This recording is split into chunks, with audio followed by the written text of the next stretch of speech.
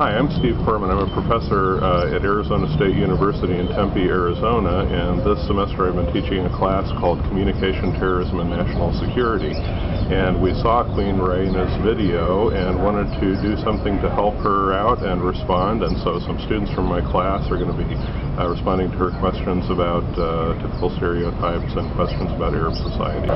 Well, in answer to the question, my wife and I have traveled a lot, and I think travel has broadened our perspectives on just different cultures of the world, so we have a lot of respect for other cultures. But as far as common stereotypes of the Arab world, I think Arabs don't eat pork. I think it's halal is the health code, and then I mean just your average stereotype that Arabs are terrorists and stuff like that. So those are some of the things that are common stereotypes I've heard.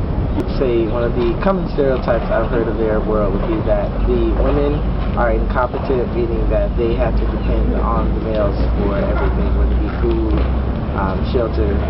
They don't work, they can't supply for themselves. They can't provide for themselves, as you say. Perhaps the most common misconception or stereotype amongst Americans, of people in the Arab world, specifically the women, is the lack of rights that they have.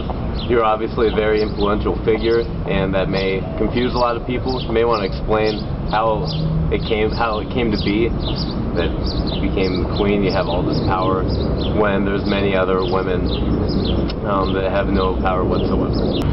Common misconception amongst just peers in school is that a lot of Muslims don't have the access to education like we do, or the quality of education that we do. It's just kind of a misconception that people don't realize whether or not they actually do have education. Good morning, I'm Will, Sergeant United States Marine Corps. Common misconception I usually hear or stereotypes is that all Muslims hate Christians. I wonder if you could actually go further and speak about how this is a huge problem in our country as well, that as long as you're people of the book, you know, everyone is pretty much created equal in the eyes of the man upstairs.